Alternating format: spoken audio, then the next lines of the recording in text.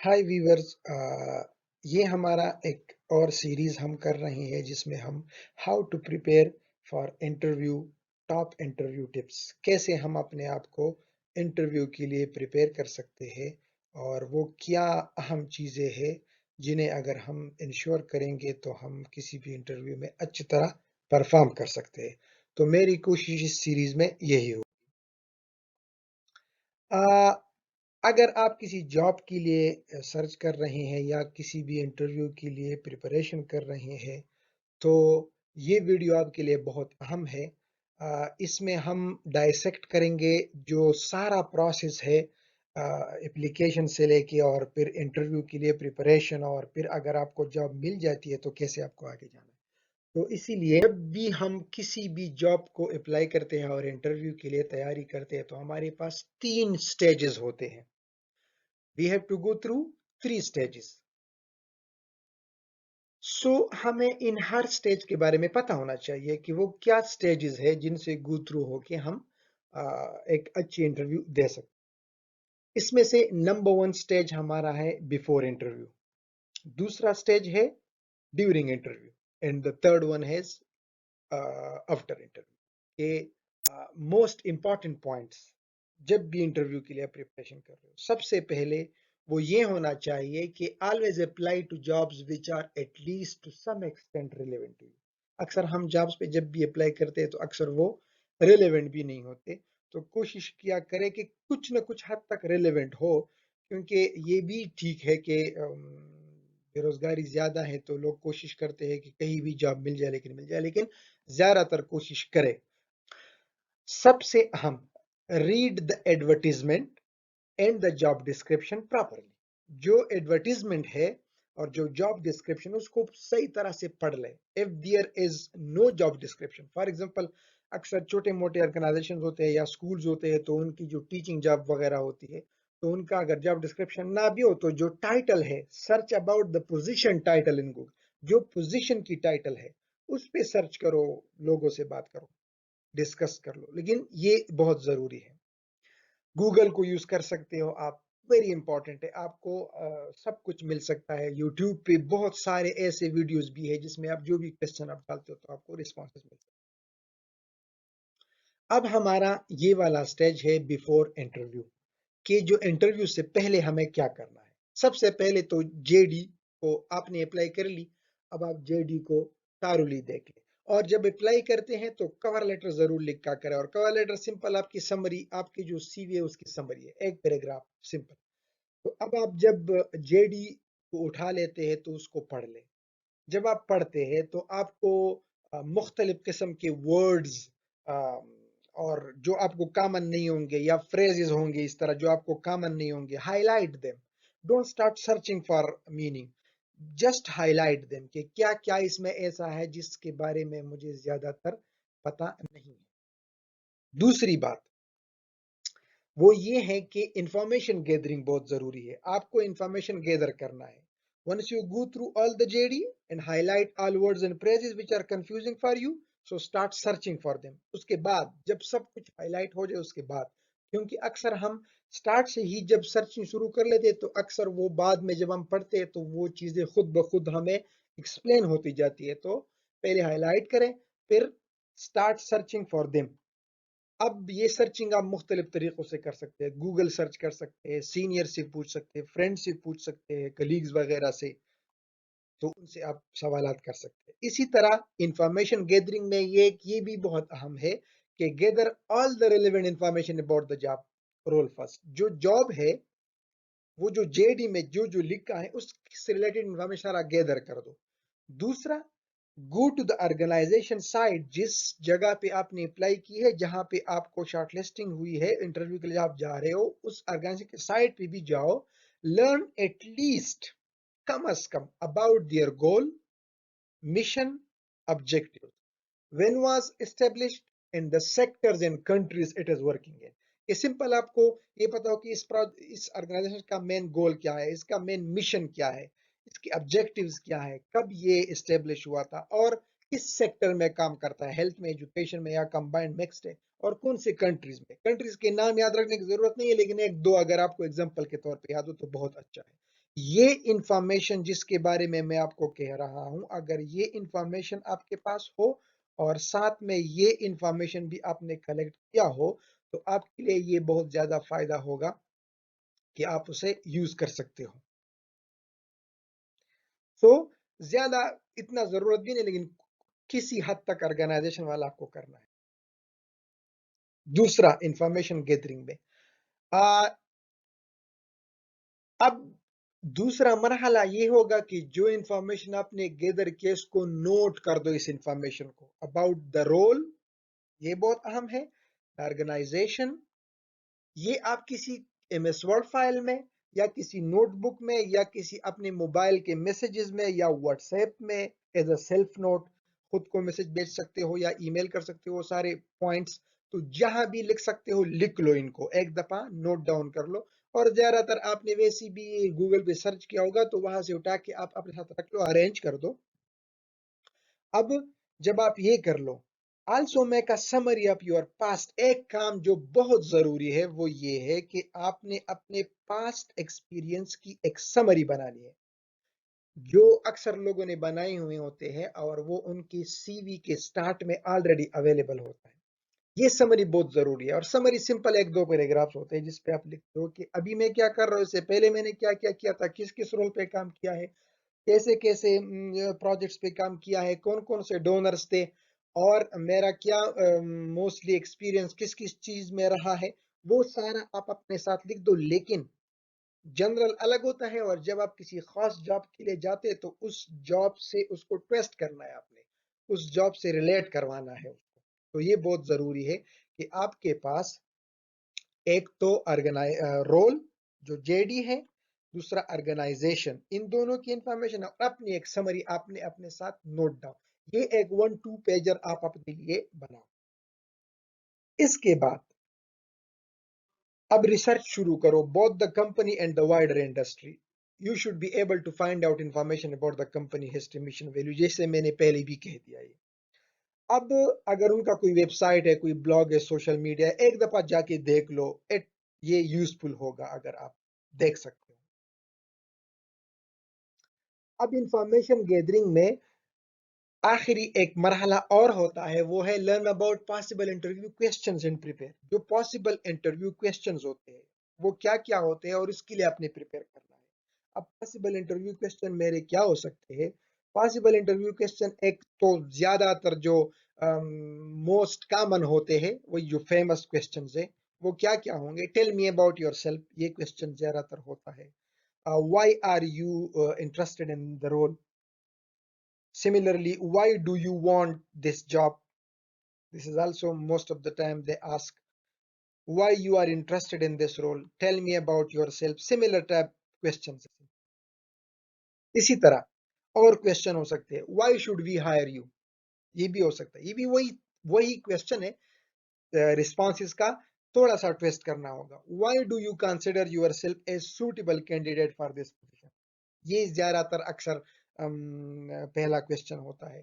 या how will you relate your previous experience with this job and future goals? ये ये question in सब को समराइज भी करता है कि how will you relate your previous experience with this job and future goal के मतलब, इसका मतलब तो ये है कि आप कैसे अपने आप को सूटेबल समझते हो। यहाँ पे वो आपसे पूछ रहा है कि आप अपने प्रीवियस एक्सपीरियंसेस को रिलेट करो इस जॉब के साथ और फ्यूचर गोल के साथ, कि ये जो जॉब है आपकी, इस जॉब को कैसे आपका फ्यूचर प्रीवियस एक्सपीरियंस फीड करेगा, और आपके जो फ्यूचर गोल्स है उसके लिए ये कितना जरूरी है। तो इस पे अभी डिटेल में बताता हूँ, लेकिन ये आपने इन क्वेश्चंस पे आप गूगल में, यूट्यूब पे बहुत सारे लोगों ने बहुत अच्छा मटेरियल डाला हुआ है, वो आप वहां से भी इनके पॉसिबल आंसर देख सकते हो, गूगल पे भी अवेलेबल। लेकिन हम डिस्कस करेंगे उसको सिंपल वर्ड्स में। इसी तरह, what do you know about us, और why do you want to work for us? ये एक क्वेश्चन अक्सर आता है कि क्यों आप इस कंपनी में इंटरेस्टेड हो, क्यों आप चाहते हो कि मैं यहाँ काम करूं। तो इसके लिए एज अ जोक मैं बता रहता हूँ, ये अक्सर लोग ज्यादातर मैंने सुना है कि बस जॉबलेस हूँ, जॉब चाहिए, इसीलिए कभी भी इस तरह का कोई जहन में भी मत रखना क्योंकि सैलरी के लिए तो कुछ भी कर सकते हो आप जॉब अर्निंग के लिए, लेकिन ये आप एक ऐसा जॉब जब आप किसी कंपनी या ऑर्गेनाइजेशन में करते हो, तो उसके लिए आपके कुछ गोल्स और कुछ वैल्यूज होते हैं कैरियर के, तो उनको अपने जहन में रखना है। What can you bring to the company? आपके आने से क्या हो सकता है, क्या इसमें और हमारे कंपनी में बेहतरी आ सकती है, इसके लिए अपने आप को, आपने खुद को प्रिपेयर करना है। इसी तरह and they might be technical question about the role, तो टेक्निकल क्वेश्चंस मोस्टली आपके लिए इस तरह इजी होंगे कि जब आप जेडी पढ़ रहे होंगे तो उस जेडी से के अंदर जितनी भी चीजें उसको अपने अपने लिए क्लियर करवाना है। लेकिन इससे पहले जितनी भी क्वेश्चन थे इन सबको आपने बहुत केयरफुली तैयार करना है और बहुत सिंपल क्वेश्चन है। एट द एंड, आखिर में they can ask availability and salary expectations etcetera. तो इस पे हम अभी आगे बात करेंगे कि इसको कैसे ले जाएंगे। अब बिफोर इंटरव्यू जो इंफॉर्मेशन गैदरिंग का मरहला है वो तो आपने पॉसिबल क्वेश्चंस भी देख लिए कि कौन कौन से मेरे साथ उनके पॉसिबल क्वेश्चन हो सकते हैं। इसी तरह जेडी से रिलेटेड, ऑर्गेनाइजेशन से रिलेटेड आपने इंफॉर्मेशन गैदर कर लिया।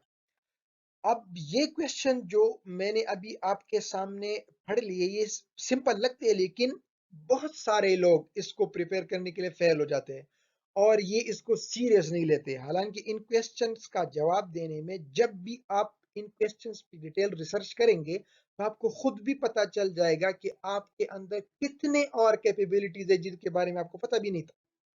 इसी तरह आप अपने अपने आप को आप खोज सकते हो, सर्च कर सकते हो अपने आप को, और अंदर जा सकते हो और इन चीजों को बाहर ला सकते हो। सो नेक्स्ट जो बहुत अहम चीज है वो ये है कि a concise and compelling answer that shows exactly what you are the right why you are the right fit for the job। Concise और कंपेलिंग आंसर्स आपने तैयार करने हैं कि वो ये जाहिर करे कि आप बिल्कुल फिट हो इस जॉब के लिए, या कम से कम अगर जॉब के लिए भी नहीं, लेकिन अक्सर कंपनी इस पे भी खुश होते हैं जब बंदा प्रिपेयर होता है, उसके पास अपने बारे में, अपने फ्यूचर गोल्स के बारे में और अपने पास एक्सपीरियंसेस के बारे में जब उनके पास इंफॉर्मेशन फ्लो में होता है तो वो बहुत ज्यादा खुश होते हैं। तो अक्सर अगर वो जॉब ना भी हो कोई और जॉब ऑफर कर देंगे या वो आपको ट्रेनिंग में डाल देंगे कि अगर इसके लिए फिट नहीं। लेकिन जब आपके आंसर्स कंपेलिंग हो, जब आप ऐसे जवाब दे दो जिससे उनको लगे कि ये बंदा अपने आप के बारे में भी अच्छी तरह जानता है और इसके साथ साथ ऑर्गेनाइजेशंस और अपने पास्ट एक्सपीरियंसेस को भी अच्छी तरह से ये एक्सप्लेन कर, स्टोरी टेलिंग टाइप जो एक्सप्लेनेशन होती है ना, इस पे आप सर्च कर सकते हो गूगल में और आपको बहुत कुछ इंफॉर्मेशन मिल सकता है। So you just already have practiced it and documented the information about organization, the job description, and the summary of your past experiences। ये चीजें जब आपने 1-2 पेजर बनाया, इनको प्रैक्टिस करो, इन खुद अपनी समरी को एक्सप्लेन करवाओ, किसी और को सामने बिठाओ प्रैक्टिस के तौर पे। जॉब डिस्क्रिप्शंस के बारे में जितनी भी आपके पास, ये अपने आप को अपने स्ट्रेस में नहीं डालना कि आप इतने स्ट्रेस हो जाओ कि आपको लगे कि यार ये मैं कैसे करूंगा, इस तरह बिल्कुल मत करना। आप सिंपल रिलैक्स होके पहले सारा इंफॉर्मेशन गैदर कर दो।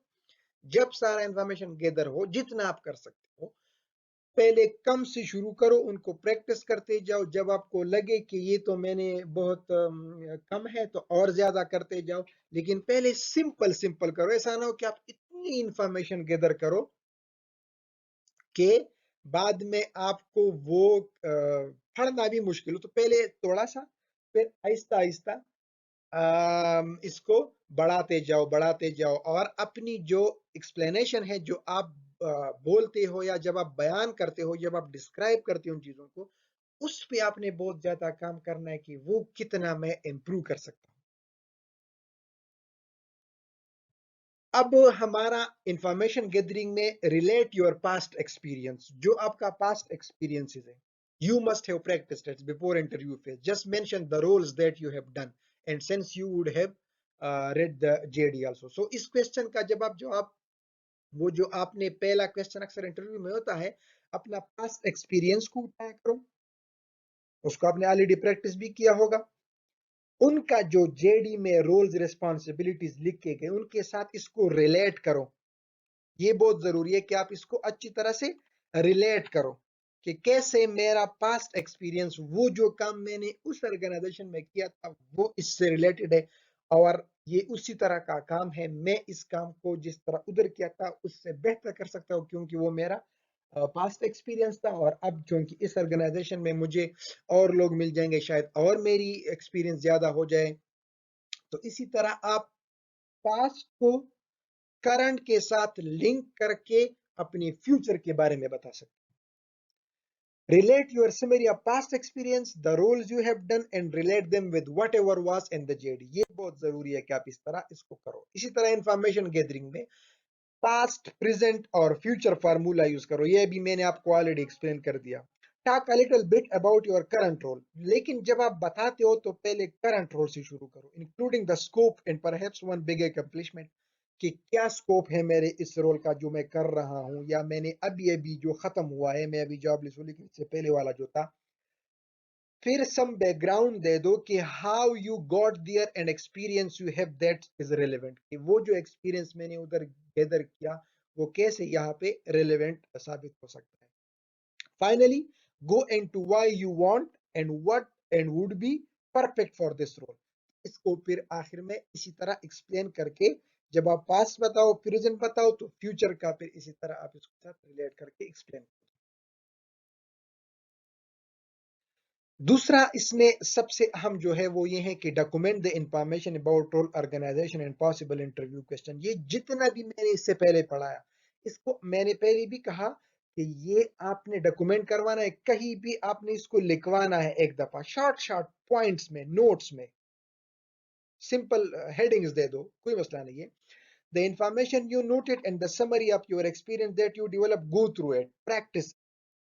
अब जब आप प्रैक्टिस करोगे, अपनी सीवी को जान चुके होंगे ऑलरेडी, क्योंकि आपको मैंने पहले भी कहा कि आपने एक समरी बनानी है उसकी, तो वो आपने ऑलरेडी की होगी। Also list some question for the interviewer, कुछ इंटरव्यूअर के लिए भी क्वेश्चन अपने साथ रख दो, क्योंकि आखिर में अक्सर इंटरव्यूअर पूछता है कि आपकी कुछ क्वेश्चन है, और मोस्ट ऑफ अस कहते हैं कि नहीं कोई क्वेश्चन नहीं, ये अच्छा इंप्रेशन नहीं होता। तो थोड़े से अपने लिए एक क्वेश्चन दो, ऑर्गेनाइजेशन के बारे में, आगे इस प्रोजेक्ट के बारे में, इस रोल के बारे में एक दो क्वेश्चन लिख लो और आखिर में जरूर कर लिया। अब once you enter the office, जिस ऑफिस में आपने इंटरव्यू के लिए जाना है, just relax yourself, never be nervous. Most of us get nervous, there is no need. देखे नर्वस आप क्यों हो रहे हो, कि नर्वस सिर्फ आप इस वजह से होंगे कि शायद, एक ये वजह हो सकती है कि शायद मैं गलत जवाब दूं, दूसरी वजह ये हो सकती है कि मुझे शायद जॉब न मिले। कोई मसला नहीं है, गलत जवाब तो जब आपके जहन में होगा तो जाहिर बात है कि वो गलत ही होगा। आप कॉन्फिडेंट रहो। what would happen if they do not select you? So okay, no issue, even if it is very important. Always remember that no one can deny the things to you which are destined for you। जो चीज आपके लिए destiny में है वो आपको कोई deny नहीं कर सकता, लेकिन ये है कि आपने मेहनत करनी है उसके लिए। Prepare your self properly.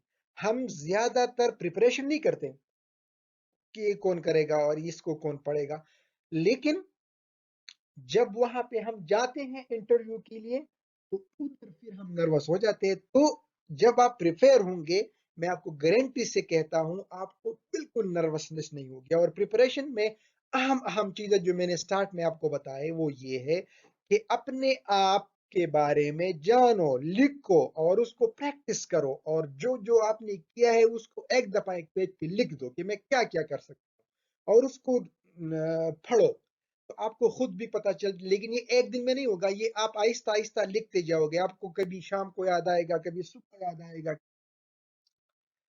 Now this stage is very important, and if you properly made it in the next stages you will not have any issue। ये जो बिफोर इंटरव्यू वाला फेज था सब कुछ इसी में है। इसी तरह during the interview confidence, body language, आपके जो आंसर है ना वो खुद ही, अगर आपने प्रिपरेशन अच्छी की होगी, अगर आप वेल प्रिपेयर्ड होंगे तो ये आपकी बॉडी लैंग्वेज खुद ब खुद बता रही होगी, और वो खुद ब खुद दिखा रहे होगा। आपका बॉडी लैंग्वेज भी ठीक होगा, आप कॉन्फिडेंट भी होंगे, आपको कोई मसला नहीं होगा। लेकिन जरूरी वही चीज मैं दोबारा कहूंगा कि अपने लिए एक वन पेजर बनाओ जिसमें आप अपनी सारी इंफॉर्मेशन लिख दो।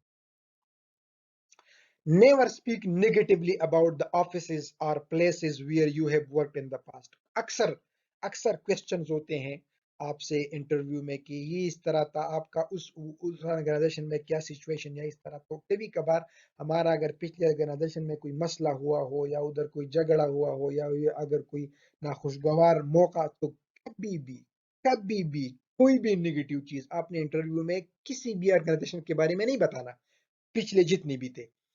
ये बहुत गलत है क्योंकि वो तो आते रहते हैं लाइफ में। आपने पॉजिटिव रहना है और रदर आपने क्या करना है, आपने अप्रिशिएट करना है। Share your ideas about things you have learn there. आप इंस्टेड उनको बताओ कि मैंने कितना ज्यादा इन ऑर्गेनाइजेशन से सीखा है। और ये जाहिर बात है कि हम सब, अभी मैं भी जो लगा हुआ हूँ, ये मैंने अपनी तरफ से कहाँ सीखा है, इन्हीं ऑर्गेनाइजेशंस में इंटरव्यूज में बैठ के और इंटरव्यूज लेके इंटरव्यूज दे के ऑनलाइन, इन्हीं से तो सीखा है।